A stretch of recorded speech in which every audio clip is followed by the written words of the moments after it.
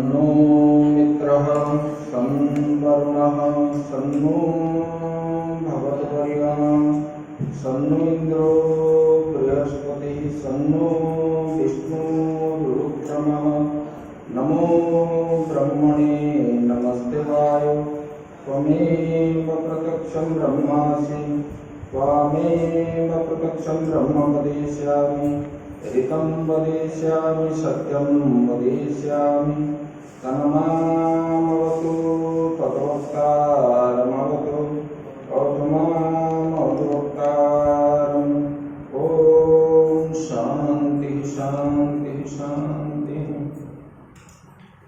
शङ्करं शङ्कराचार्यं केशवं बादरायणं सूत्रभाष्यकृतौ वन्दे भगवन्तौ पुनः पुनः। ईश्वरो गुरुरात्मेति मूर्तिभेदविभागिने व्योमवद्व्याप्तदेहाय दक्षिणामूर्तये नमः। गुरुर्ब्रह्मा गुरुर्विष्णु गुरुर्देवो महेश्वरः गुरुः साक्षात् परं ब्रह्म तस्मै श्री गुरवे नमः। शान्ताकारं भुजगशयनं पद्मनाभं सुरेशं विश्वाधारं गगनसदृशं मेघवर्णं शुभांगं लक्ष्मीकान्तं कमलनयनं योगीभिर्ध्यानगम्यं वन्दे विष्णुं भवभयहरं सर्वलोकैकनाथं। नारायणं नमस्कृत्य नरं चैव नरोत्तमं देवीं सरस्वतीं व्यासं ततो जयमुदीरयेत्। मूकं करोति वाचालं पङ्गुं लङ्घयते गिरिं यत्कृपातमहं वन्दे परमानन्दमाधवम्। सच्चिदानन्दरूपाय विश्वोत्पत्त्यादिहेतवे तापत्रयविनाशाय श्रीकृष्णाय वयं नमः। श्री सच्चिदानंद भगवान की, सद्गुरुदेव महाराज की, श्रीमद्भागवत महापुराण की। ओम नमः पार्वती पतये हर हर महादेव। श्री कृष्ण गोविंद हरे मुरारे हे नाथ नारायण वासुदेव। श्री कृष्ण गोविंद हरे मुरारे हे नाथ नारायण वासुदेव। हे नाथ नारायण वासुदेव। हे नाथ नारायण वासुदेव। हे नाथ नारायण।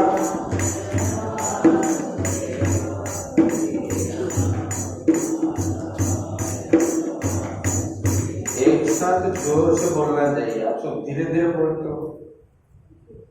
भजन जब बोलते हो जोर से बोलने से भगवान के प्रति श्रद्धा है। जैसे भूख लग रहा है बोल रहे हो, ऐसे बोलते हो।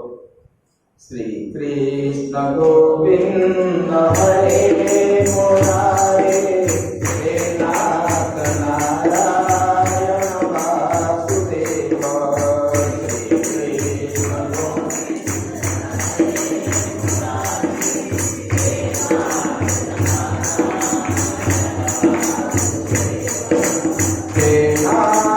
नारायण वासुदेव।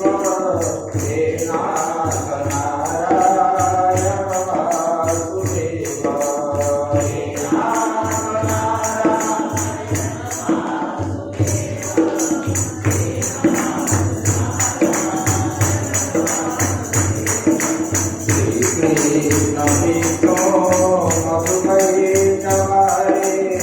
भक्तानुकम्पिन् भगवन् मुरारे प्राय सुमङ्गे सर्वलोकनाथ गोविन्द दामोदर माधवेति श्रीकृष्ण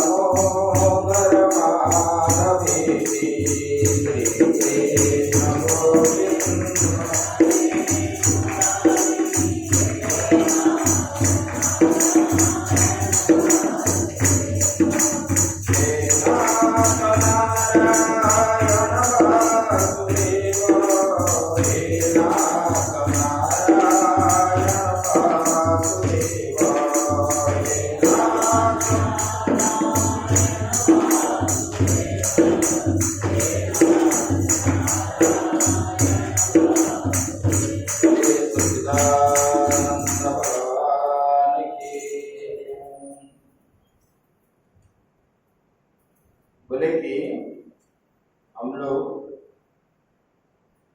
परमात्मा की कृपा से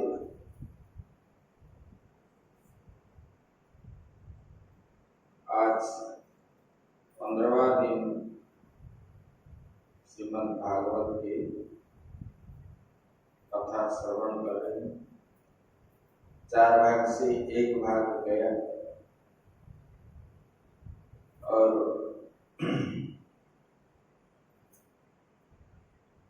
3 पक्ष जो है रहा। ये 2 महीना को ज्यादा पवित्र माना जाता है, इसलिए ये 2 महीना जो श्रवण करते हैं नित्य, श्रवण करने के बाद फिर चिंतन मनन आदि करते हैं, उनको तो बोलना ही क्या है, परमात्मा की प्राप्ति हो जाती है। और हम लोग श्रवण कर रहे थे कल तक दत्तात्रेय भगवान की बात। दत्तात्रेय भगवान ने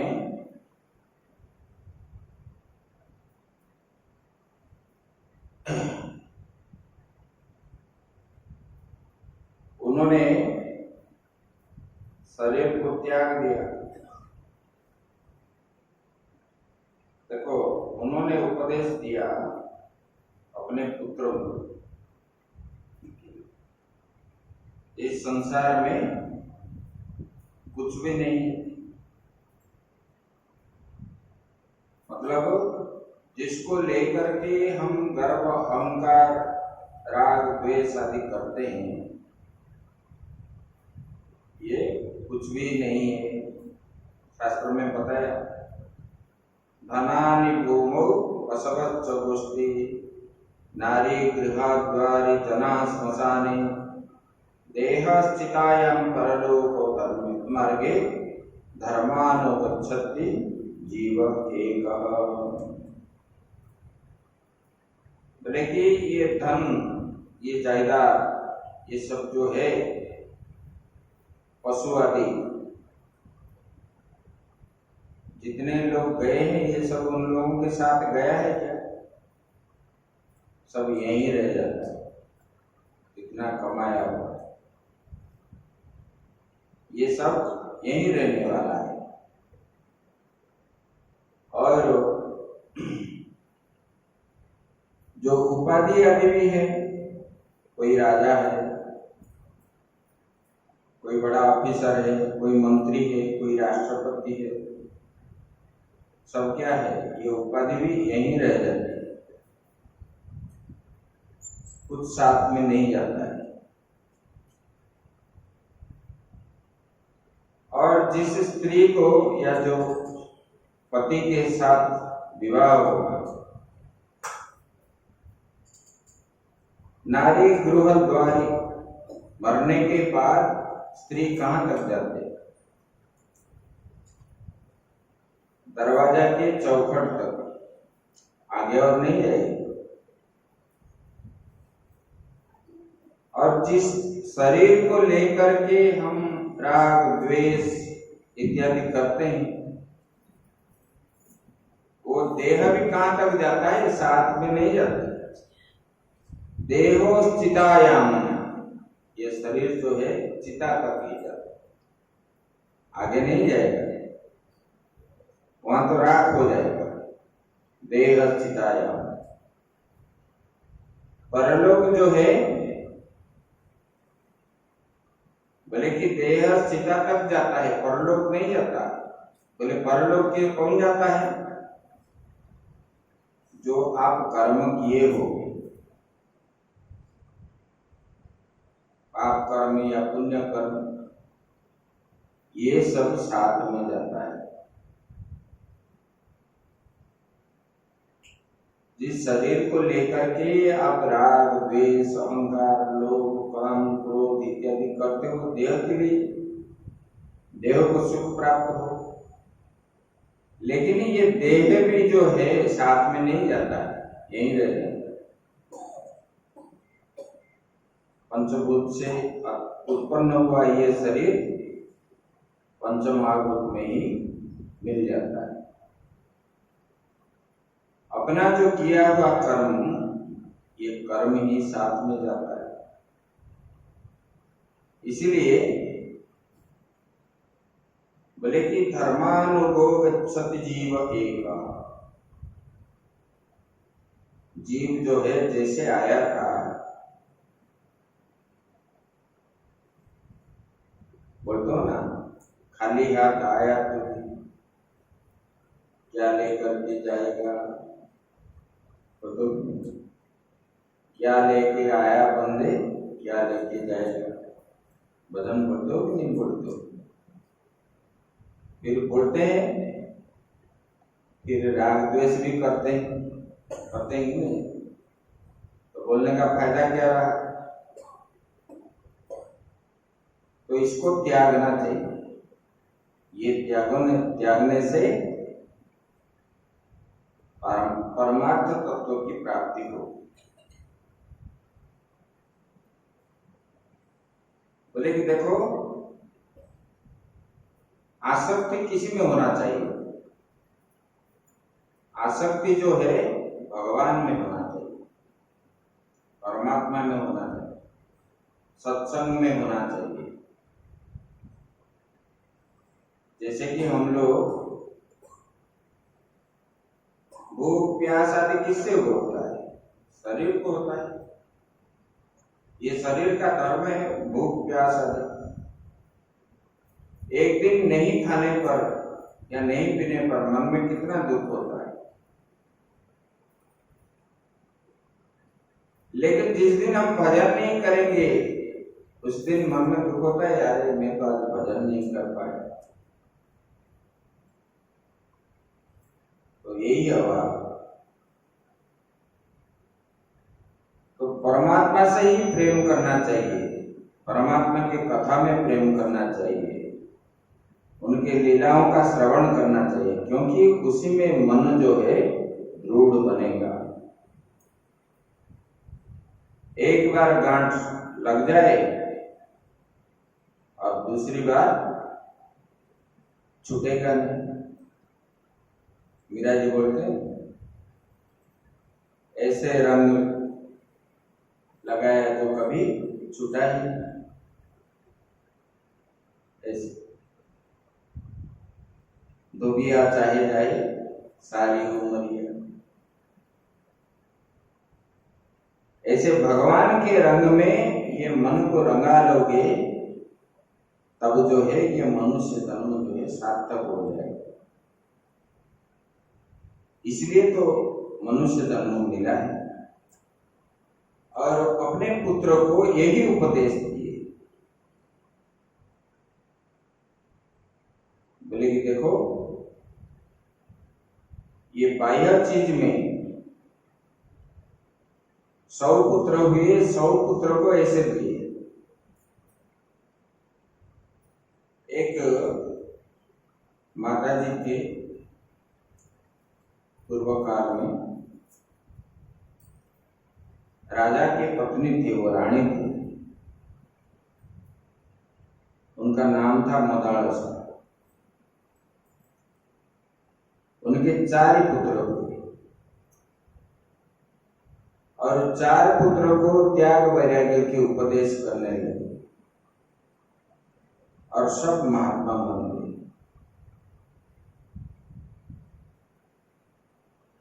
ऐसे मतलब जो डॉक्टर होता है ना, वो दवाई रोग ठीक करने के लिए देता है, बढ़ाने के लिए जो देता है तो वो डॉक्टर नहीं।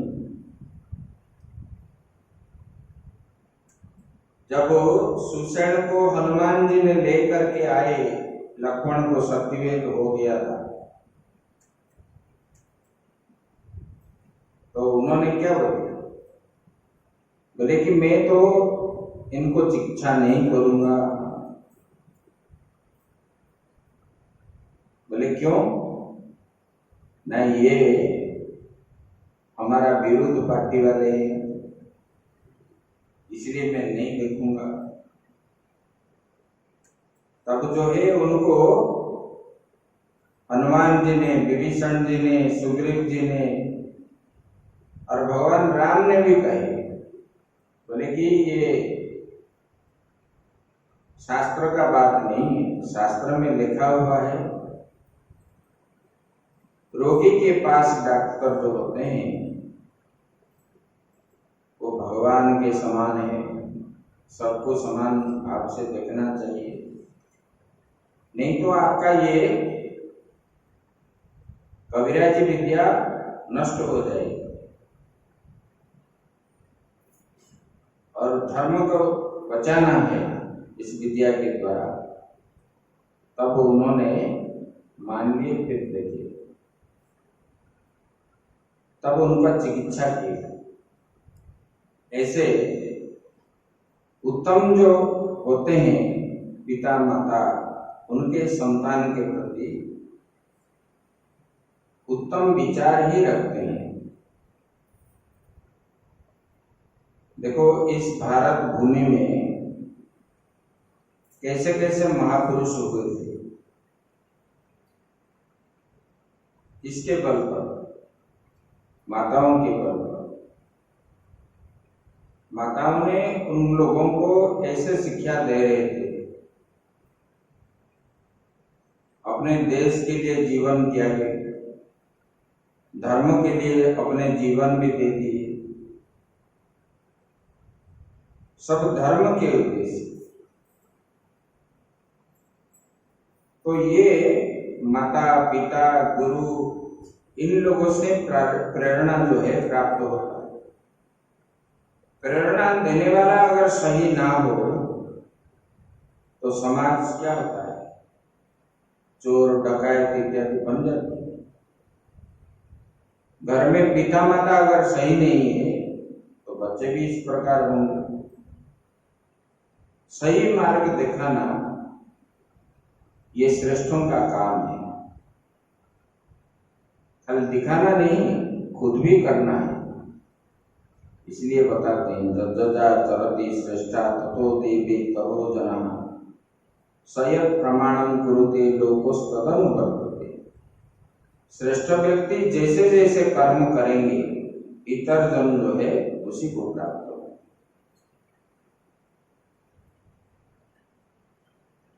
अब पुत्रों को ऐसे उपदेश किए और उपदेश करके अंत में 100 पुत्र तो थे, उसमें ज्येष्ठ पुत्र जो थे भरत है, वो भरत जी को राज्यभार सिंहासन में आरूढ़ करके वो जंगल की ओर चल पड़े और उनका कैसे देहावसान हुआ कल हम लोग चर्चा कर चुके हैं। ये भरत जो है जब राजा बने, एक श्रेष्ठ राजा बने, चक्रवर्ती सम्राट, और उन्होंने मतलब जो राज्यभार ग्रहण किए तब से फल की इच्छा न रख करके कामना रहित हो करके उन्होंने निष्ठा के साथ राज्यभार संभाले और बहुत जाग यज्ञ करवाए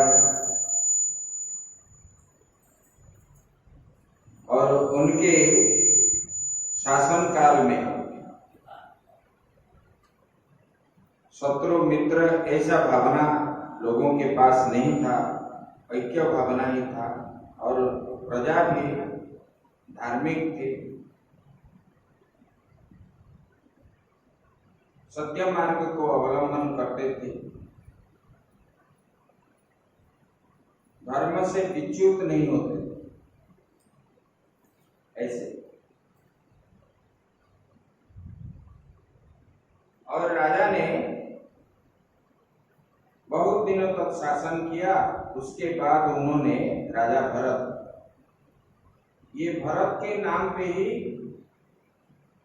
अपना देश का नाम भारत हुआ और पुलस्त्य आश्रम जो अभी नेपाल है, गंडकी नदी किनारे, वहीं चले और वहां संतों के साथ रहे, त्रिसंध्या आदि करने लगे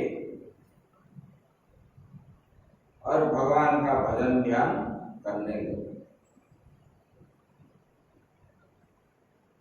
भगवान का भजन करते ऐसे बहुत दिन जाने के बाद एक दिन सुबह उन्होंने स्नान कर रहे थे गंडकी नदी में और वहां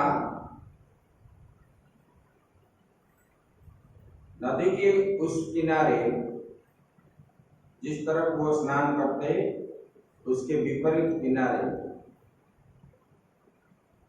एक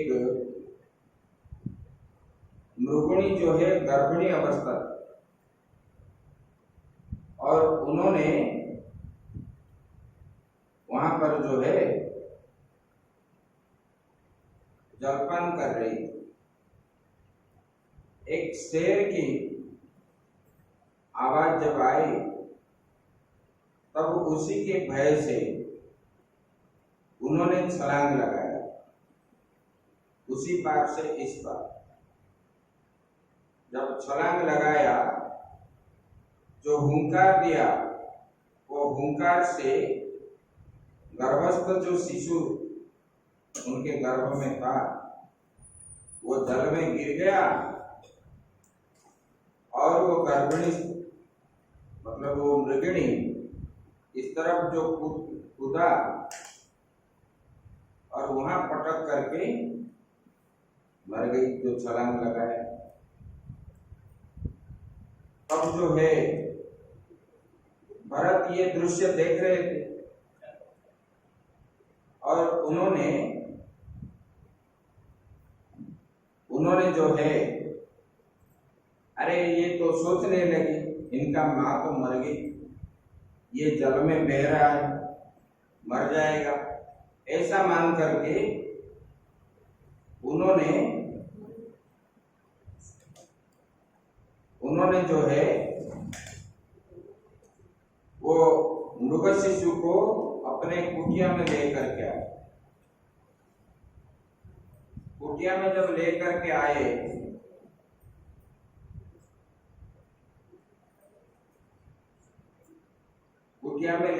आए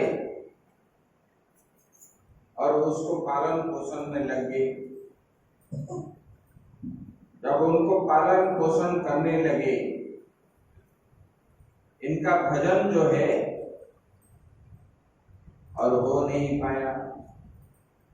वो देखने लगे वो शिशु है, कैसे खाएगा, किस प्रकार भोजन खिलाना है, कोमल कोमल जो है उसको खिलाना है, ऐसे सब ढूंढ ढूंढ करके लाते थे। उनके साथ खेलना भी शुरू कर दिया और कुछ दिनों के बाद वो मृग शिशु जो है ये भजन में बैठेंगे तो वो आ करके इनको जो है जीभ से चाटेगा, सूंघेगा। जैसे बच्चे,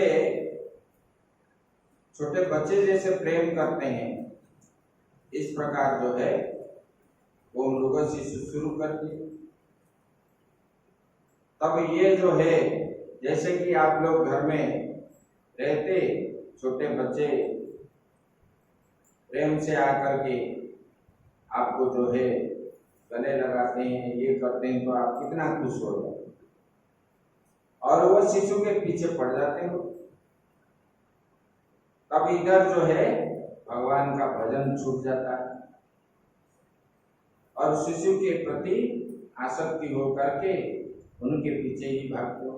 देखो कैसे बोलती है, तोतली बोली और कितने अच्छी है, और मुझे नहीं देखने से वो खाती भी नहीं, खाता भी नहीं, इस प्रकार बोलते रहते। तब जो है ऐसे भरत जी भी अपने मृग शिशु के प्रति ऐसे आकर्षित हो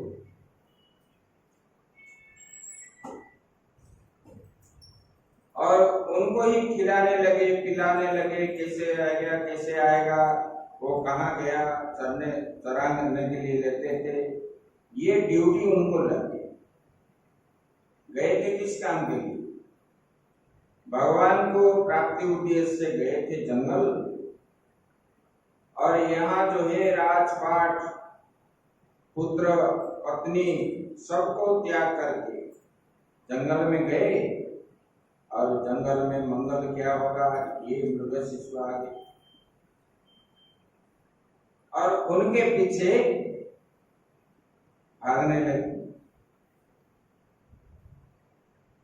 जब ऐसे भागने लगे तब उनका भजन भी नहीं हुआ।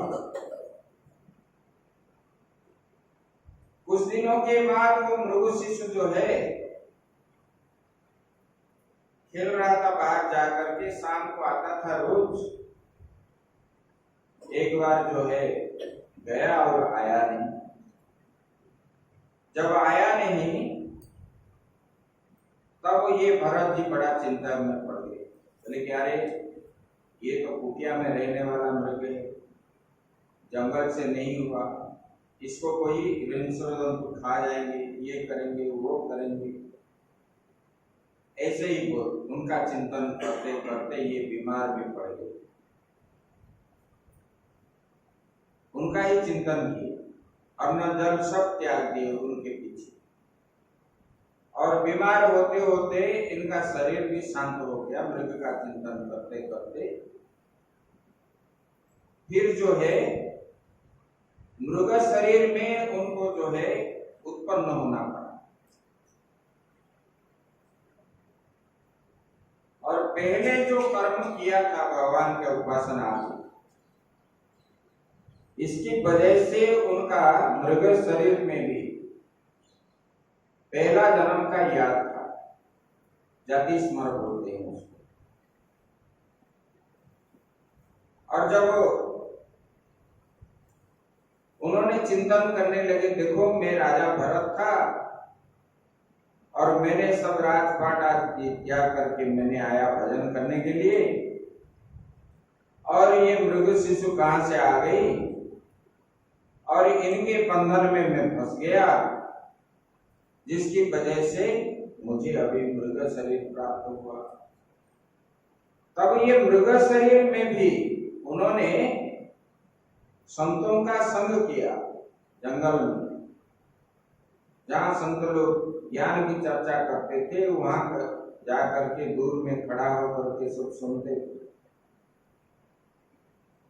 ऐसे मन में विक्षेप हुआ, और होते होते ये मृग शरीर को भी त्याग दिया, और मृग शरीर का त्यागने के बाद उन्होंने फिर जो है एक ब्राह्मण, विद्वान ब्राह्मण के घर में उत्पन्न हुए, और ब्राह्मण के घर जो उत्पन्न हुए उनका नाम रखा गया भरत, उनके पिता ने रखे। और उन्होंने जन्म से ही उनको ये सब ज्ञान था, देखो मैंने राजा भरत था, और भरत के बाद मैंने मृग शरीर प्राप्त किया, और मृग स्वर्ग शरीर प्राप्त होने के बाद फिर अभी जो है मुझे ब्राह्मण के घर में शरीर में प्राप्त हुआ है। अभी मैंने मनुष्य शरीर प्राप्त किया हूं, फिर मैंने ये बंधन में फंस जाएंगे तो फिर क्या है, मुझे इस संसार का बंधन में फिर आना जाना होना पड़ेगा। तब से ही, बचपन से ही वो निसंग होकर के रहने के लिए मन में संकल्प किया। वो तो पहले जन्म से ही उनको ज्ञान ही था, और समय होने के बाद पिताजी जो है इनको जनेऊ संस्कार आदि करवा दिए। ब्राह्मण शरीर तो था ही, और उनके पिताजी बड़े पंडित भी थे। फिर उनको विद्या आरंभ करने लगे। वो एक बोलने से वो विपरीत बोलते थे। गायत्री मंत्र सिखाते सिखाते वो थक गए। इनको सब आता था लेकिन बोल नहीं। बोले कि अगर मैं बोलूंगा, इनको दिखाऊंगा, तो ये लोग मुझे, फिर मैं मोह में फंस जाऊंगा। क्योंकि उनको तो पहले तीनों जन्म से ही उनको ये ज्ञान हो गया। इसलिए उन्होंने गायत्री मंत्र भी पिता के सामने ठीक से नहीं बोलते। तब पिताजी ने बोले कि मूर्ख है, इसके द्वारा कुछ नहीं होगा, छोड़ दी। कुछ दिनों के बाद पिता चले गए और माता भी चले गई। तो इनको भाइयों ने, मतलब देखभाल करने लगे। तो भाभियों ने बोले ये तो काम नहीं करता, इनको कौन भोजन खिलाए। तो खेती का काम कराने के लिए भाइयों ने उनको सौंप दी, और वहां खेत में भेजेंगे। उनके बोले इसको ऐसे सीधा करना है तो वो टेढ़ा करके रख दे, जहां समान करना चाहिए वो गाढ़ा कर देते। तब उसके ऊपर भी नाराज हो गए, तब घर से निकाल दिए। बोले कि बहुत अच्छा हुआ, उन लोगों ने मुझे निकाल दिया। अभी मैं एकांत में भ्रमण करूंगा, भजन भी करूंगा। और जंगल में घूम रहे थे। घूमते घूमते जा रहे थे। भगवान हर समय जो है उनका चिंतन था ब्रह्म में, अहम ब्रह्मास्मि। इसी चिंतन में ही होते, मैं ब्रह्म से अतिरिक्त कुछ भी नहीं हूं। देखो, बिना पढ़े लिखे इसे ज्ञान कैसे हुआ? पूर्व जन्म में जो किया हुआ था, जो पढ़ा हुआ था, उसका सब जो है वो संस्कार की वजह से उनको अभी तक याद है। जंगल में थे, एक दिन एक तांत्रिक ने अपने शिष्यों को भेजा, कुछ तंत्र पूजा आदि कर रहा था, और उन्होंने बोला कि जाओ एक मनुष्य को लेकर के आओ, माता के सामने हम बलि चढ़ाएंगे। और उनके चेला चामड़े आदि गए, ढूंढने के लिए गए तो भरत जी मिले। और ये भरत जी को लेकर के आ गए। इनका शरीर तो कटा कटा ही था और बहुत सुंदर भी थे,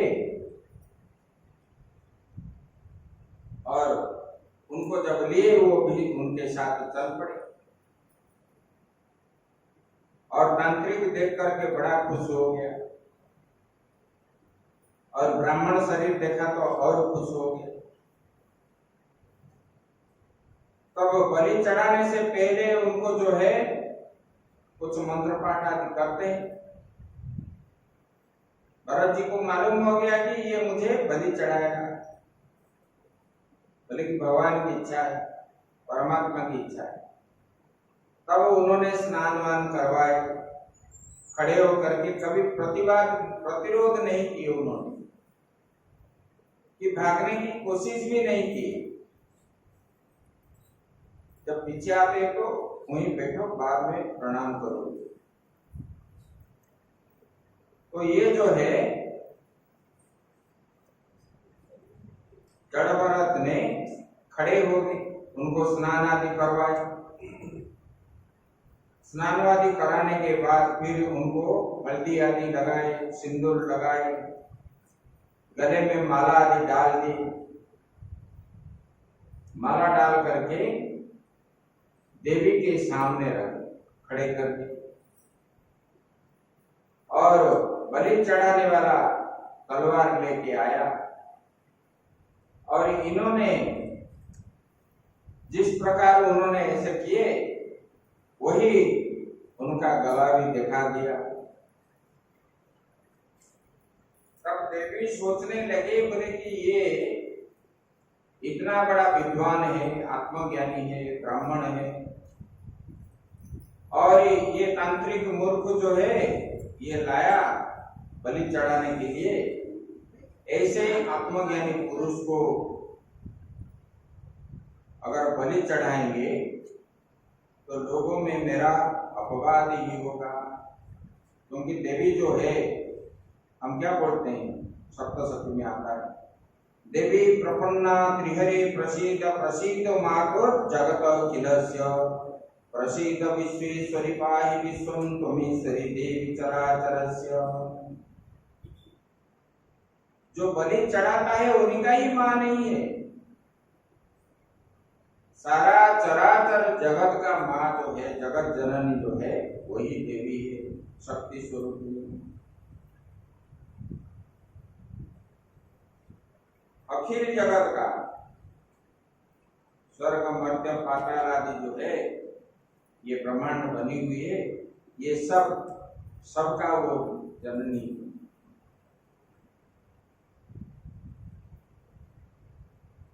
प्रसीद मातुर जगत अखिलस्य। देखिए भगवान माता जी, आप जो है ये चराचर जगत का, देवलोक देवगण जो है माता को स्तुति करते हैं, यही और हम जो है आपके शरण में। जो चराचर कोई भी माता नहीं चाहती है कि मेरे पुत्र को कोई कुछ अघटन हो जाए। ये तंत्र पद्धति में जो बलि आदि चढ़ाते हैं, बलि चढ़ाने वाले को अपना भोग भोगना पड़ता है बाद में, अभी तो मालूम नहीं पड़ेगा, बाद में, इसलिए बलि नहीं देना चाहिए। तांत्रिक लोग अंतिम समय में बहुत यातना आदि भोगते हैं। और देवी ने खुद तलवार लिए और प्रतिमा से उत्पन्न हो करके वो तांत्रिक को मार दी, और जो है घातक जो था उनको भी मारे, सब डर के भागे। तब बढ़िया बढ़िया भोजन वहां पर खिलाए थे और आनंद होकर के माता को प्रणाम करके जड़ भरत उधर से आ गए। देखो, जो भगवान के शरण में जाता है उसको जो है कभी डर भय इत्यादि नहीं लगता।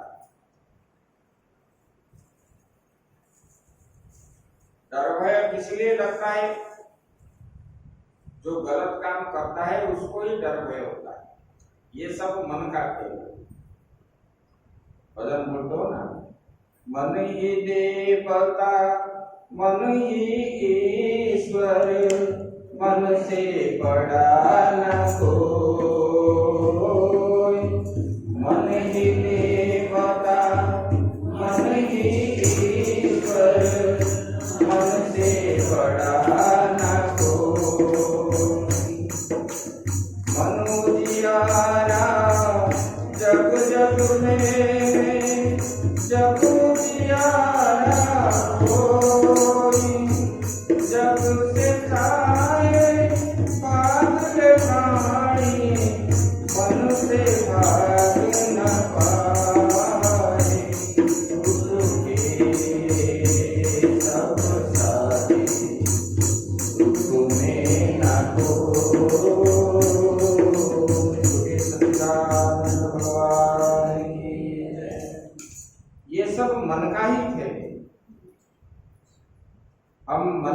अंदर ही ये सब सुख दुख जो होता है, जब इच्छा पूर्ति हो जाता है तब सुख होता है, जब इच्छा पूर्ति नहीं होती तब जो है मन में दुख भी होता है। ये सुख दुख प्राप्त और प्राप्त वस्तु के लिए सुख दुख मन में होता है। हम जिसको इच्छा करेंगे उसको प्राप्त हो गया तो सुख है।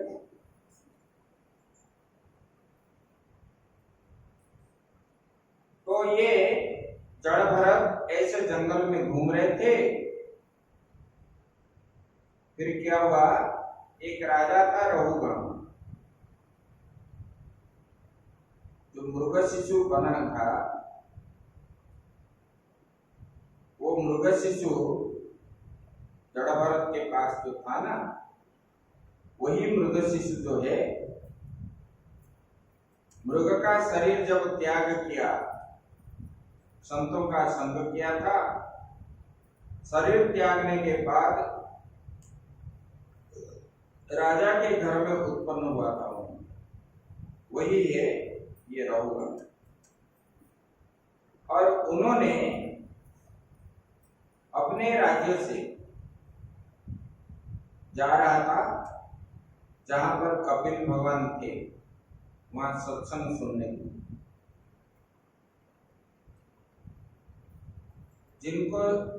जिनका मन जिसमें है, विद्वान जहां पर रहते हैं ज्ञानी लोग, वहां पर कितने कितने दूर से लोग आते हैं, विदेश से भी आते हैं।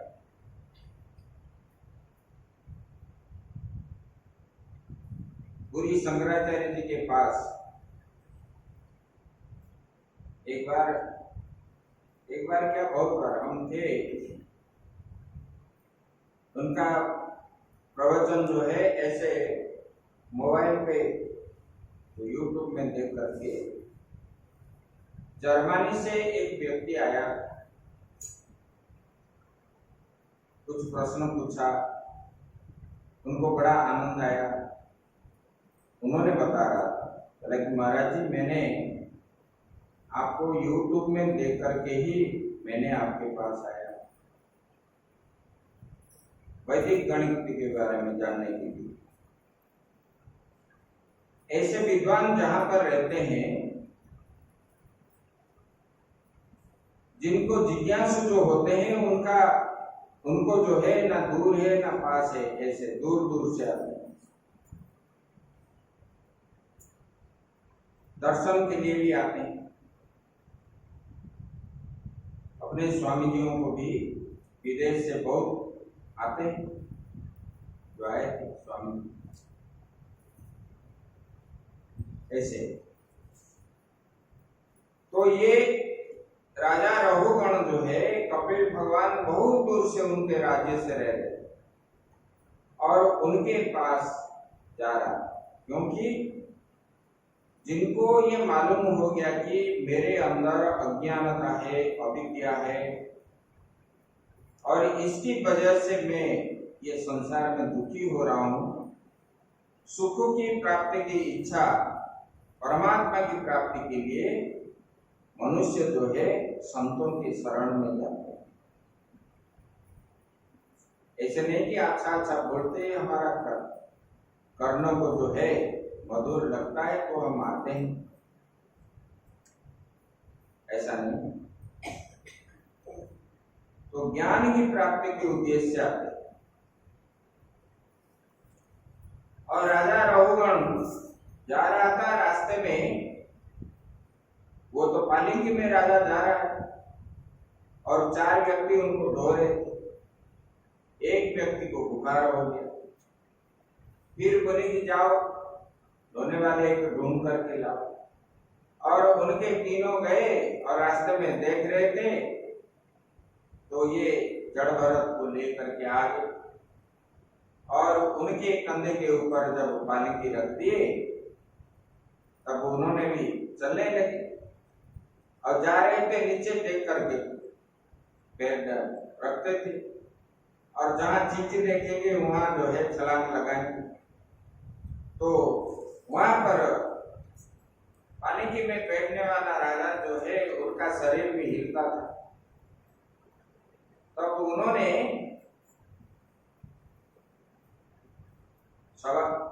पालिकी लेने वाले के ऊपर डांटता था, अरे ऐसे क्यों, अरे ऐसा कैसे ले रहे हो, और शरीर हिलता है, ये होता है, वो होता है, ऐसे बोलने लगा। फिर 4-5 बार ऐसे हो रहा था। देखो, ब्रह्मज्ञानी जो होते हैं किसी भी जीव का हिंसा नहीं चाहते। जितने छोटे से छोटे जीव हो उसको बचाने के लिए हो चाहते। जड़ भरत ने कीड़ा मकोड़ा आदि देख करके वो अपना पैर इसी हिसाब से रखते। तब राजा ने जब खूब जोर ने गुस्सा हो गया जोर से, और मारने के लिए, दंड देने के लिए जब बोले, तब सब व्यक्ति ने बोले कि महाराज हमारा कोई गलती नहीं है, जो नया व्यक्ति आया है उसकी वजह से ऐसे हो रहा है। तब राजा ने बोला कि देखो ठीक चलाओ, नहीं तो तुमको मैं सबक सिखाऊंगा। ऐसे जब बोलने लगा, बोले कि देखो, राजा रावण ने बोला कि मैं तेरा स्वामी हूं, तू मेरा निरादर करता है, मेरी आज्ञा का उल्लंघन करता है, मैं बार बार बोलने पर भी तू जो है ठीक से रोता नहीं। बोले कि अब मैं आपको दंड दूंगा। बोले रावण को राजा होने का बड़ा अभिमान था, और अभिमान बस जो है वो ढोने वाले को ऐसे बोलने लगा। ये जब सुने तो मैं तुझे दंड दूंगा, इस प्रकार जब बोलने लगे, तो योदितम व्यक्तम अभिप्रणप्तम भक्तो समेशाद्यति वीरवारम गंतुर यदि सात अधिगम्य मध्वा पिबेति रासो न विदम प्रभातम। तब जो है जड़ भरत ने बोले कि हे राजन, तुमने जो सब कुछ कहा वो सब ठीक नहीं है। बोले कि ये जो है आक्षेप नहीं। बोले कि आपने जो बताए ये भार नाम का कोई पदार्थ है ही नहीं संसार में। बोले कि ये ढोने वाले जो होते हैं ना, उनका देह का ही होगा। लेकिन देखो, लेकिन जैसे जल में रहते हुए भी कमल पत्र का जल जो है उसी को स्पर्श नहीं करता, संबंध नहीं रखता, ऐसे आत्मा को कभी श्रम आदि नहीं है। बोले कि आप जो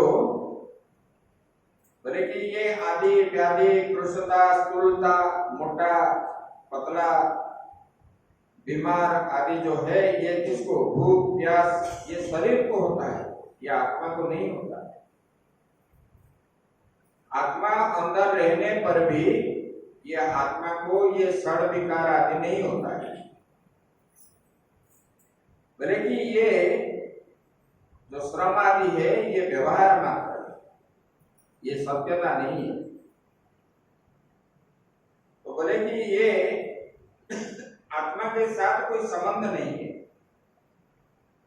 बोले कि ये उत्पन्न और नष्ट जो है ये शरीर का होता है, आत्मा का नहीं होता है।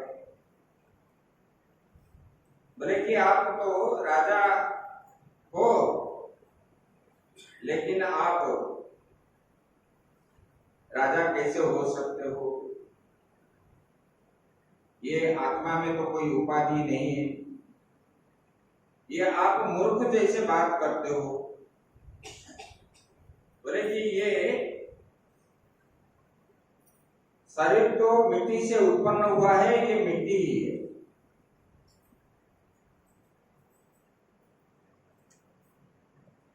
और ये आत्मा में कोई विकार नहीं है। बोले कि देखो, ये हम धरती के ऊपर जो खड़े हैं, ये धरती भी मिट्टी है। धरती के ऊपर जो पांव है वो भी मिट्टी से बनी हुई है, और मिट्टी के मतलब पैरों के ऊपर जो घुटने आती है वो भी मिट्टी से बना हुआ है, और ये शरीर भी जो है मिट्टी से, और जो कंधे के ऊपर आपका जो सवार है पालकी है वो भी मिट्टी है, और ये पालकी के ऊपर बैठा हुआ जो राजा आप मानते हो वो भी मिट्टी है। और तुम किसी को सबक सिखाओगे, बोलो। जब ऐसे जड़ भरत ने बोलने लगे तब राजा ने कूद पड़े पालकी से और जड़ भरत के पैरों में पड़ गए, साष्टांग प्रणिपात हो। नाहम विषम के सुरराज वज्रन्न त्रक्ष सुलार्न यमस्य दंडा नागय सोमानि रवित पास्त्रा संके वृष ब्रह्म कुलापमानना। बोले कि हे राजा बोल रहा है कि बोले कि हे ब्राह्मण, नाहम विषम के सुरराज वज्रान्न, लेकिन मैं इंद्र के वज्र को भी मैं नहीं डरता, और ना भगवान शंकर के त्रिशूल को डरता हूं, ना जम के पास को भी मेरा डर है। बोले कि मैंने ये सब को नहीं डरता, मृत्यु के लिए मेरा डर नहीं है, शंकर जी का त्रिशूल को भी डर नहीं है, इंद्र के वज्र को भी डर नहीं है। मुझे डर किस बात का है? बोले कि जो ब्राह्मण संतों का जब अपमान हो जाता है तब जो है मेरे द्वारा हुआ है, इसलिए मैं डर रहा हूं भगवान, नहीं तो मैं ये संसार का ये सब चीज को मैं नहीं डरता। बोले कि मुझे आप क्षमा कर दो, मैं आपको पहचान नहीं पाया भगवान, और मैं मंदबुद्धि गृहस्थ है। बोले कि मैं भी कैसे जान सकूं, मैं तो गृहस्थ में रहा, राजपाट में रहा, अहंकार युक्त होकर के मैंने राजभार आदि ग्रहण किया, तब मुझे भी ये ज्ञान कैसे होगा, मैं आपको जान सकूंगा। इसलिए हे भगवान, आप मुझे जो है उद्धार कीजिए। तब राजा रघुगण ने जड़ भरत को प्रश्न पूछने लगे। बोले कि देखिए, आप जो बोले ये आत्मा को कुछ स्पर्श नहीं करता, तब बोले कि देखो, हम चूल्हे के ऊपर बर्तन रखते हैं, बर्तन के अंदर पानी रखते हैं और आग में बैठाते हैं, और पहले उसके अंदर चावल डालते हैं। तो पहले अग्नि के समागम से बर्तन तो गर्म होता है, और गर्म होने के बाद वो जल भी उत्तप्त होता है। जल गर्म होने के बाद वो जो जल के अंदर जो चावल है वो भी पक जाता है। कि ऐसे अपने शरीर के अंदर जो आत्मा भी है, जैसे जल के अंदर मतलब डेगची के अंदर चावल है, पानी है, पानी के अंदर चावल है, चावल को उतार पा करके वो चावल बन जाता है, सिद्ध होता है, तो उन्हीं को ताप मिलता है। और यहाँ आत्मा को कैसे सुख दुख आदि नहीं होता, शरीर को दुख सुख शीत उष्ण आदि जो मिलता है, आत्मा को कैसे स्पर्श नहीं करता। तब जो है जड़ भरत ने उनको उत्तर दिए, बोले कि हे राजन, अकोपित कवि विदवाद वदान, बोले कि तुम तो मूर्ख हो, पंडित जैसे बात कर रहे हो। बोले कि आत्मा को कभी कुछ नहीं होता, क्योंकि न जायते म्रियते वा कदाचिन, वो उनका कभी जन्म नहीं होता है कि उनका मृत्यु भी नहीं। तो फिर जिसका जन्म नहीं है उनको ये सब स्पर्श कैसे करेगा? सुख दुख आदि जो होता है, जो जन्म होता है उनको होता है, जो जन्म नहीं होता उनको ये सुख दुख कैसे होगा? जो बनता है वो मिटता है, और आत्मा तो बनता नहीं, वो मिटेगा कैसे? तो बोले कि आप ये अपने बुद्धि के द्वारा देख लो, चिंतन कर लो। बोले कि ये जो है ऊपर से हम बोल देंगे तत्व ज्ञान की बात, तत्वमसि अहम ब्रह्मास्मि सर्वम खलुइदं ब्रह्म देह नानास्ति किंचन, ये सब बोलने पर नहीं होता है, ये अनुभव होना चाहिए। सब लोग बोलेंगे कि रसगुल्ला मीठा है, जो कभी खाया नहीं तो वो भी बोलेगा मीठा ही है, लेकिन खाया तो नहीं, मीठा कैसे, उनको कैसे मालूम हुआ? चखने के बाद ही, अनुभव होने के बाद ही वो मीठा या खट्टा या कसा ये जो है उनको पता चलता है। बल्कि ऐसे बोलने से, शास्त्र की बात बोलने पर नहीं है, उपदेश देने के लिए तो सब लोग तैयार है। संसार में सब गुरु बन जाते हैं, अकेला कोई नहीं बनने के लिए तैयार है, क्योंकि सब उपदेश करेंगे। अगर उपदेश करने वाले को अनुभव नहीं है तो उपदेश का कोई प्रभाव भी नहीं पड़ता। एक बार क्या हुआ, रामकृष्ण परमहंस के पास एक माता जी आई, बोले कि भगवान, प्रणाम किया। और रामकृष्ण परमहंस जी ने बोले क्यों आए हो, क्या काम है? बोलो माता जी। बोले कि भगवान, डॉक्टर ने बताया मेरे पुत्र को मीठा छोड़ने के लिए, लेकिन मैंने जितने बार बताया उन्होंने छोड़ता ही नहीं। रामकृष्ण परमहंस जी ने बोले मैं क्या करूं? बोलो ना, आप बोल देने से वो छोड़ देगा। बोला ऐसा कैसा है? ना हम आप बोल देंगे तो वो छोड़ देगा। बोले ठीक है, हम बोल देंगे। उनको बोले कि जाओ 10 दिन के बाद आओ।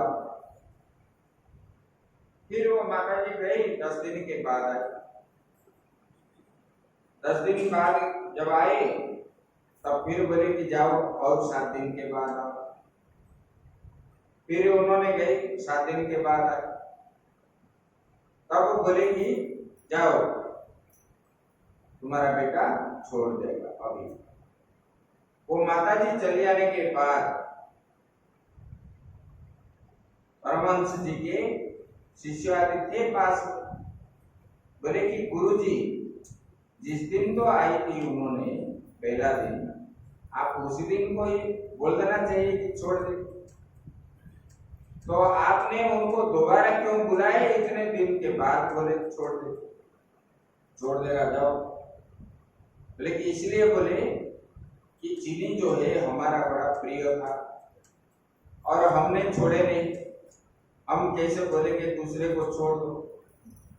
मैंने जब छोड़ा, मुझे छोड़ने के लिए इतना दिन लगा, तब जो है मैंने ये कहा। तो ये जो है अपने को अनुभव ज्ञान होना चाहिए।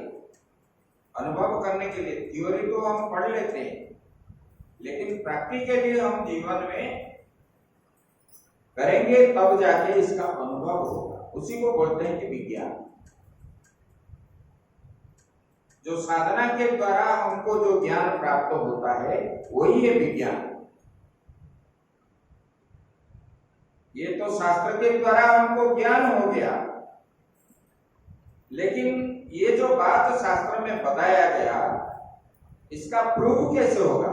हम जब प्रैक्टिकली करेंगे, जैसे कि परमाणु बम बना दिया। अभी आप लोगों को जो कोरोना हुआ था, ये कोरोना में वैक्सीन बनाने के बाद तुरंत दिए नहीं दिए, उसको परीक्षण दिए। पहले पशुओं के अंदर दिए, फिर जो है मनुष्य को कुछ पहले डॉक्टरों के शरीर में परीक्षण की, तब जब वो कंफर्म हो गए ये देने पर किसी का नुकसान नहीं होगा, तब जाके करते।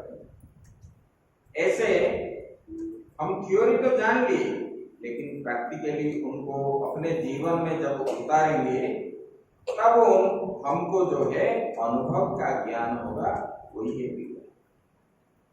यही बताते हैं। बोले कि देखो,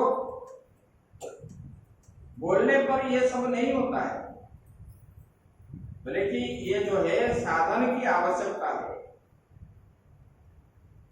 संसार का बोल देते हैं लोग, अरे ये तो संसार जगत मिथ्या है, लेकिन ये मिथ्या का प्रमाण कैसे होगा? ये संसार जगत मिथ्या है,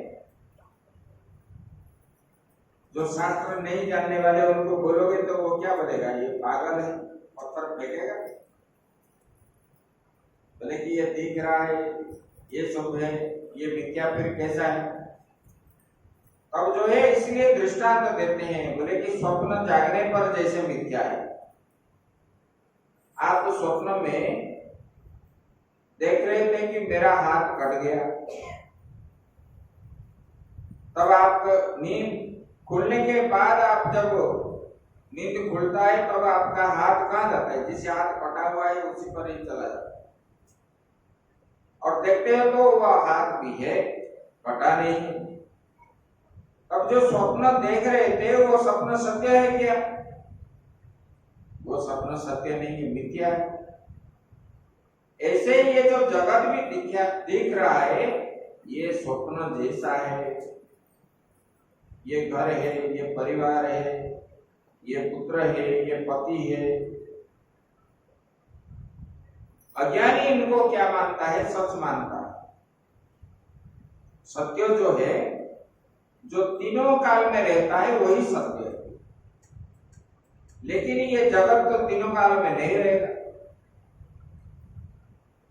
हम लोग जो है 50 या 60 या 70 या 40, जिसको जितना हुआ है, उस साल पहले हम लोग थे क्या? थे? अरे हम लोग को अभी जितने साल हुआ है, इतने साल पहले हम लोग थे क्या? नहीं थे। और 50 साल के बाद हम रहेंगे क्या? बीच में हम दिखाई पड़ते। पहले हम नहीं थे, बाद में भी नहीं रहने वाले, बीच में हम दिखाई पड़ते। तो फिर हम सत्य कैसे हो गए? यही है मिथ्या। स्वप्न जैसे जागृत अवस्था में नहीं था और सुषुप्ति में भी नहीं रहता है। बीच में जब हम सोते हैं तब स्वप्न अवस्था में ही स्वप्न सच होता है, लेकिन स्वप्न से जब जागृत आते हैं तब नहीं है।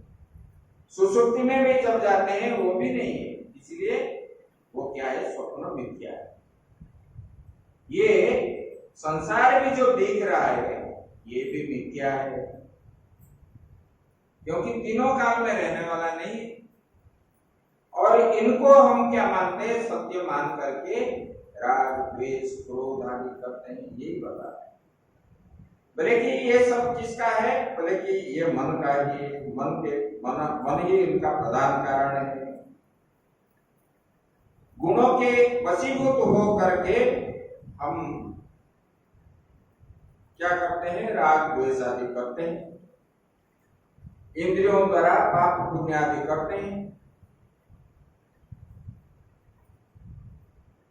तो मन में जब हो जाता है तब आप इंद्रियों के द्वारा उसको प्रयोग करते हो। मन में आ गया हम ये चीज खाएंगे, तब आप क्या करते हो, इंद्रियों के द्वारा वो कैसे प्राप्त होगा उसको आप प्रयास करते हो। इसलिए बताते हैं इंद्रियाणि प्रमातेनि हरन्ति प्रसभं मनः। ये इंद्रियां क्या करते हैं, मन का हरण कर लेते हैं। ये इंद्रिया सौत जैसे है, जैसे पति को जिनका दो चार स्त्रियां हैं, वो इधर खींचता है तो वो उधर खींचता है, ऐसे। तो ये मन को भी ये इंद्रियां इधर उधर खींचने लगते हैं,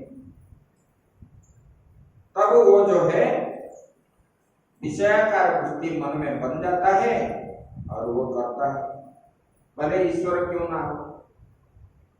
जो इंद्रियों के पीछे भागेगा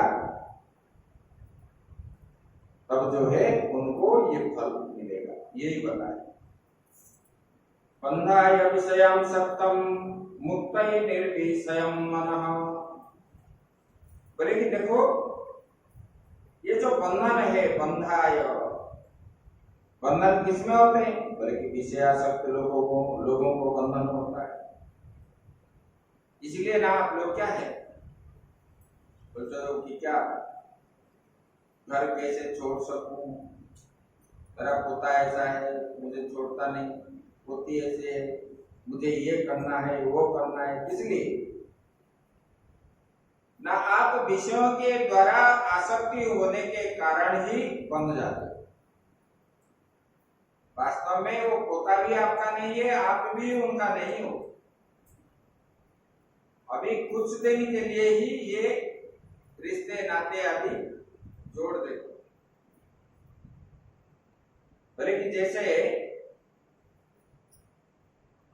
जब तक दीपक में घी या तेल है तब तक जोत जलता है। घी जब खत्म हो जाता है, तेल खत्म हो जाता है, तब वो जलता है क्या, नहीं जलता। बोले कि ये इसी प्रकार ये सब मन का खेल है। मन अपनी वृत्तियों में बस होकर के विषय भोगों को भोगता रहता है। ये खाना है, ये देखना है, ये सूंघना है, ये गर्मी हो रही है, ठंडी हो रही है, ये मन के कारण ही हम सब उसी वृत्ति के अंदर चला जाता है। जब मन, तब हम जो है वही सब कर्म करते हैं, और उनको प्राप्त करने के लिए जो कर्म करते हैं उसी समय हम नहीं जानते हैं कि ये पुण्य है या पाप है, क्योंकि प्राप्ति की इच्छा से ये पाप पुण्य का ये ज्ञान नहीं रहता उस समय, और करने लगता है जी। इसलिए ये जो है बंधन में पड़ता है। बोले कि जिनका वृत्तियां रोध हो गई है, जिनके मन में कोई इच्छाएं नहीं, जिन्होंने रोध करके रखा है, लेकिन उसको जो है तत्व ज्ञान हो जाता है।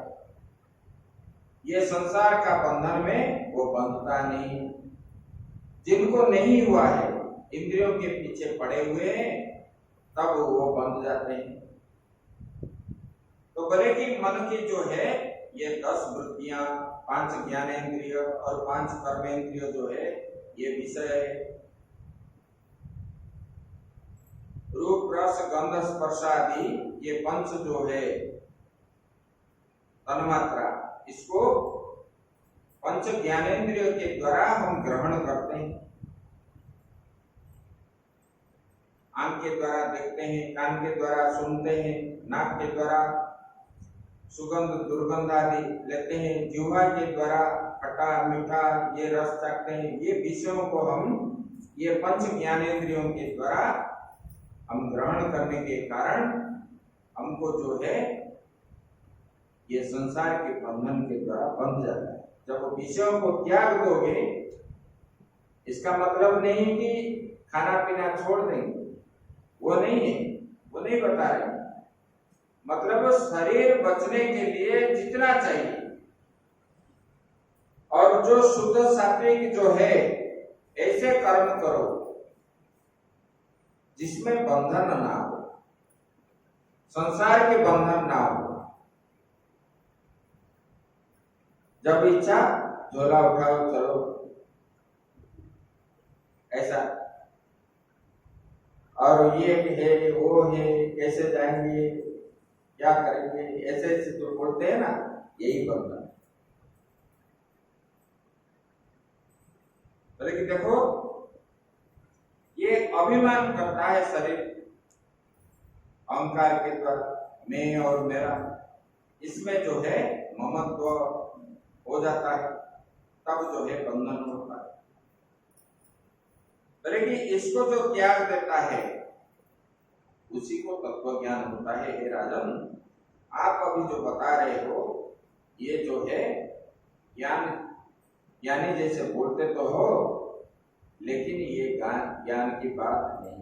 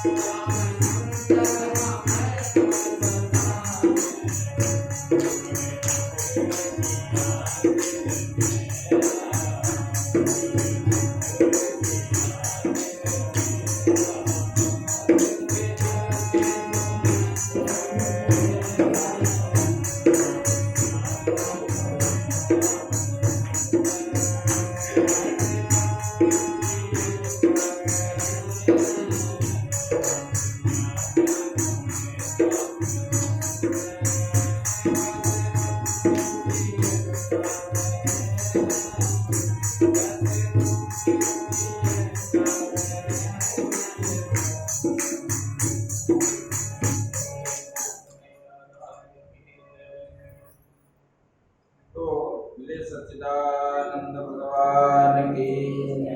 भगवान बता रहे हैं, त्वं तु सर्वं परित्यज्य स्नेहं स्वजन बंधुषु मया वेश्य मन्या सम्यक् समदृक्ति चरस्व माम्। गोपियों ने एक बार भगवान जब आए वृंदावन छोड़ करके जब आ गए तब से नहीं गए, और भगवान का जो है मथुरा में रहे कुछ साल, उसके बाद द्वारिका आ गए, द्वारिका में विवाह आदि संपन्न हो गया, फिर बच्चे भी बड़े बड़े हो गए, इस कितने बच्चे का शादी भी हो गया, तब जाके गोपियों को दर्शन मिला भगवान का। कहाँ पर? कुरुक्षेत्र में, आपके पास में। भगवान ने आए थे ग्रहण स्नान करने के लिए, और भगवान द्वारिका से आए थे, उधर पांडवों ने आए थे, भीष्म पितामह आदि आए थे। उस समय महाभारत युद्ध नहीं हुआ था, कौरवों ने भी आए थे, और साथ में सब रानियां भी आए थे, और गोकुल से वृंदावन से माता जशोदा और नंद बाबा और सब गोपियों भी आए थे। और जब सब लोगों ने जब एक साथ मिल गए, तब भगवान को मिलने के लिए तो सब आए। जो भक्त होते हैं भगवान को प्राप्ति है, और सबका लक्ष्य है हम भगवान को दर्शन करेंगे। तो भगवान जो है सबको दर्शन दे करके आए, सबको दिए। भीष्म पितामह आदि को ये बात आएगा, आपको बताएंगे। गोपियों ने भगवान को बोले कि भगवान आप जो है, आपका अनुपस्थिति हमको जो है दुख देता है। तो भगवान ने उनको बता रहे, बोले कि देखो, बोले संसार में जितने वस्तु है सबको त्याग दो, त्वं तु सर्वं परित्यज्य स्नेहा स्वजन बंधुषु। नहीं, ये उद्धव जी को बोले, गोपियों को दूसरी बात बोले कि आप जो है अपने स्वजन आदि को छोड़ दो, ये रिश्ते नाते लगा करके जो रखे हो कोई किसी का है ही नहीं। बोले कि मया वेश्य मनः सम्यक्, मुझ में ही मन को मेरे से ही जोड़ दो। और जोड़ करके क्या करोगे? बोले कि समुद्र सबको समान, जैसे सबके अंदर ये आत्मा के रूप में यही भगवान बैठे हैं, इसी प्रकार सबको समदृष्टि देख करके ही घूमो, विचरस्व माम्। बोले कि भ्रमण करो, ऐसा ही करके, यही प्रकृष्ट ज्ञान है। बोले कि देखो, यही प्रभुगण को भी जड़ भरत ने यही उपदेश कर रहे। बोले कि ये अब जितना इकट्ठा करके रखते हैं, विषयों का संग करते हैं, इतना दुख आता है। मरने समय तक भी हम छोड़ने के लिए तैयार नहीं।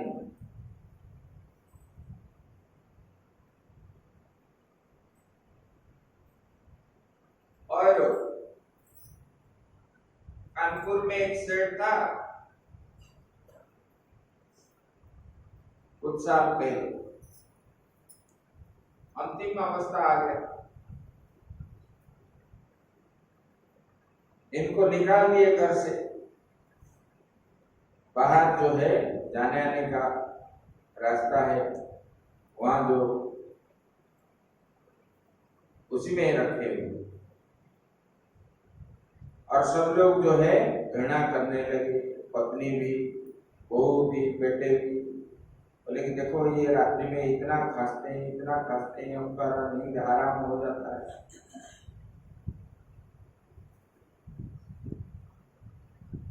जब ये शरीर वृद्धावस्था हो जाता है तब अपना अगर होता तो कई लाखों में एक जो है ऐसे स्वभाव वाले होते हैं, मानते हैं, नहीं तो प्रायतः जो है अपने ऊपर जब आंच आता है तब जो है भले ही कोई भी हो त्याग देते हैं, पत्नी भी त्याग देती है। ऐसे उनको बाहर बुलाती, कोई करोड़ रुपया उन्होंने जिंदगी में कमाया, 5-6 पीढ़ी तक बैठ के खाएंगे भी, वो खत्म नहीं होने वाला है। इसको ऐसे फिर उनका अवस्था ऐसे देखो, फिर इधर जो है उठने की ताकत नहीं है, सोया हुआ है, और जो है उनके सामने उनका गौ ही इनका झाड़ू को खा रहा, और वो बोल भी नहीं पाता, लेकिन इशारा करता है, अरे ये झाड़ू को खा लिया, गो उनको उठाओ। देखो मरने का समय आ गया, इधर उठ भी नहीं पा रहा है, बोल भी नहीं पा रहा है, लेकिन घर के विषय के ऊपर उनका चिंतन कितना रहता है, परमात्मा में नहीं रहता है। क्यों? ये जीवन भर किया ही नहीं, और जीवन भर अगर किया होता तब नहीं होता। इसलिए तुलसीदास जी बोल रहे हैं, राम सिया राम जय जय राम, राम सिया राम जय जय राम, राम सिया राम जय जय राम, राम सिया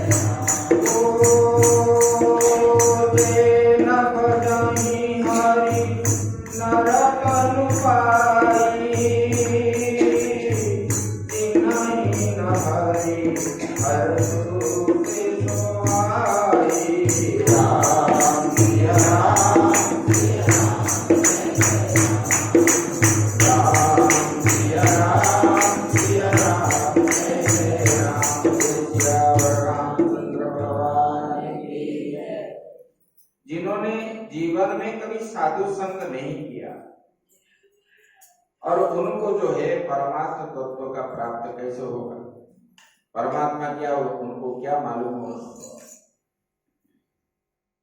जिन्होंने कभी मंदिर नहीं गया, संतों का दर्शन नहीं किया, संतों की बात नहीं सुना, वो भगवान के बारे में उनको क्या ज्ञान होगा। तो बोले कि जो तुलसीदास जी बोल रहे हैं, शास्त्र भी बता रहा है, मनुष्य जन्म पा करके जो भगवान का भजन नहीं किया, जे न भजई हरि नर तनु पाई,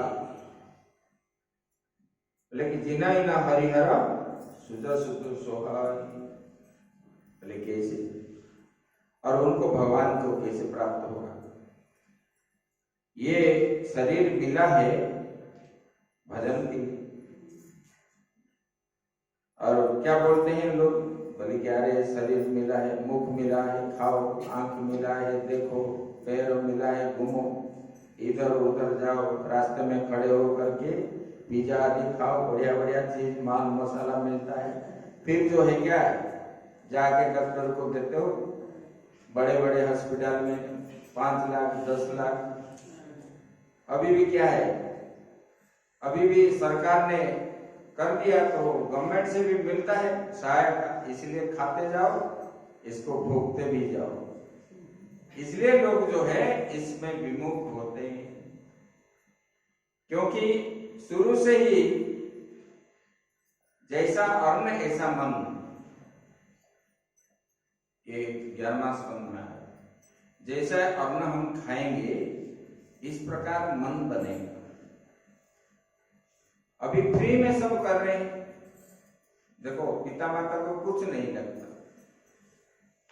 बचपन से माँ के गर्भ से लेकर के शादी तक जो है गवर्नमेंट ने पैसा दे रहा है।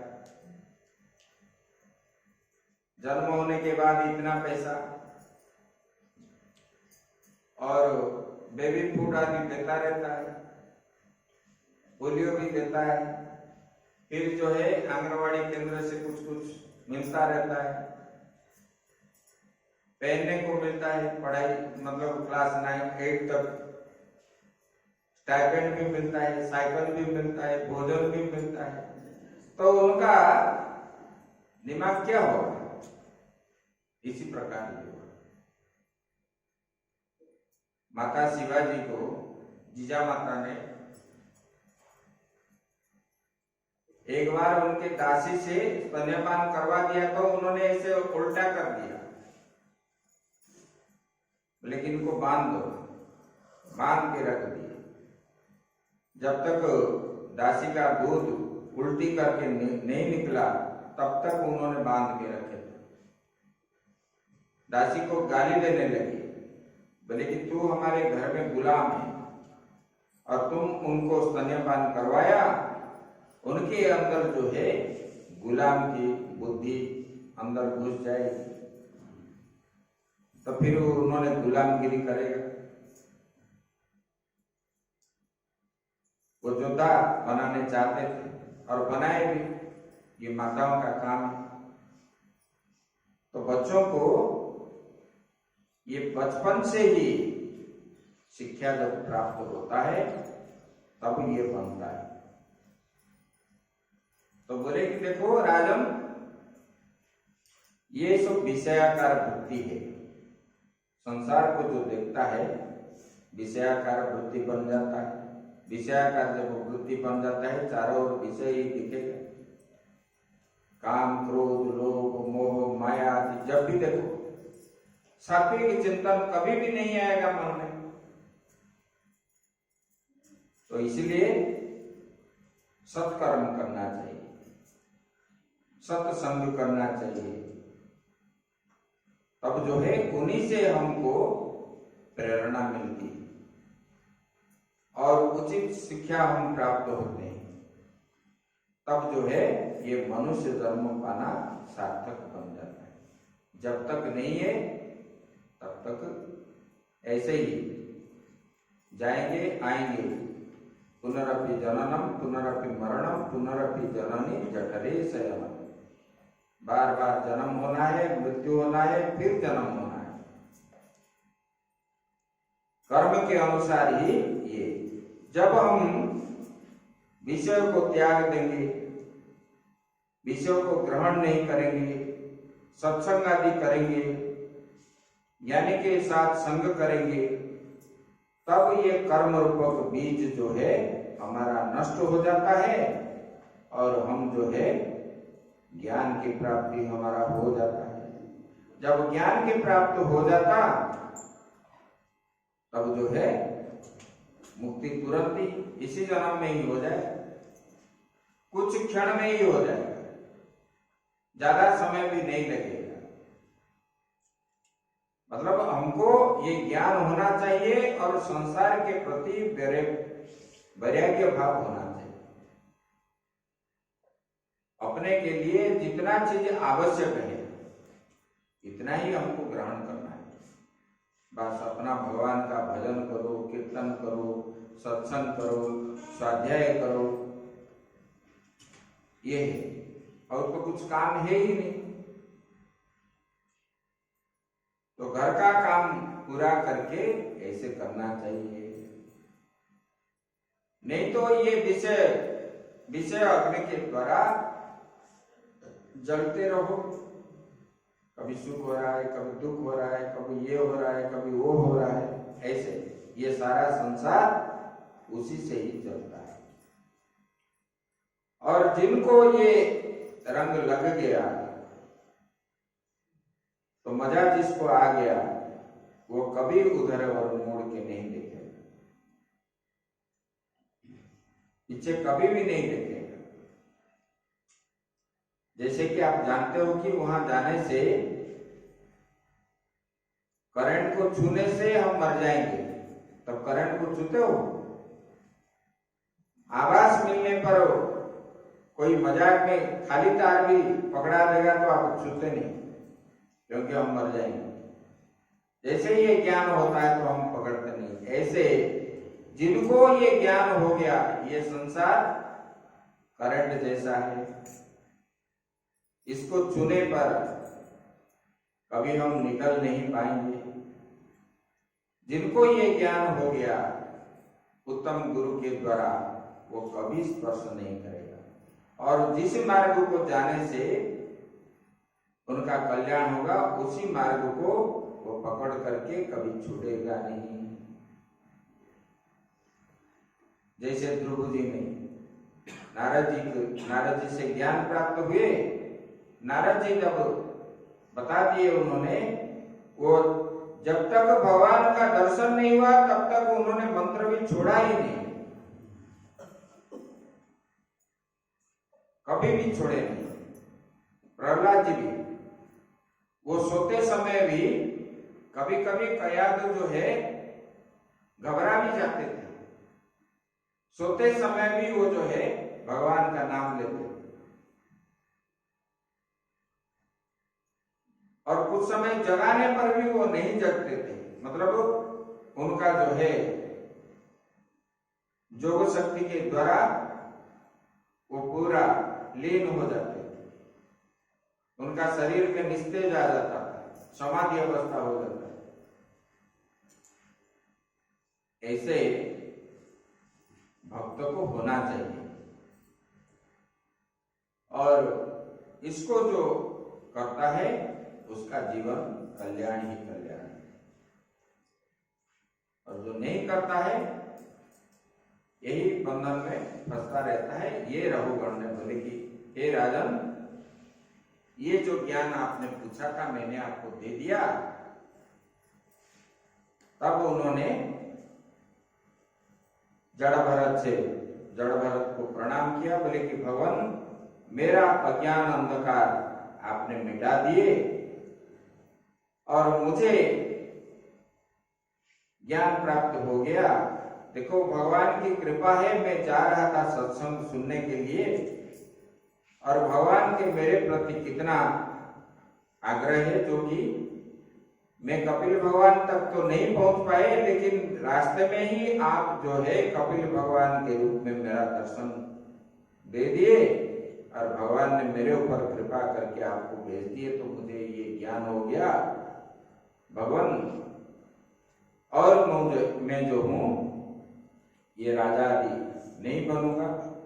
ऐसा कर करके प्रणाम किया और जड़ भरत उधर से चले गए और राजा रघुगण भी प्रणाम करके ऐसे रह गया। आगे की बात हम कल करेंगे। ओम पूर्णमदः पूर्णमिदं पूर्णात् पूर्णमुदच्यते पूर्णस्य पूर्णमादाय पूर्णमेवावशिष्यते। ओम शांति शांति शांति।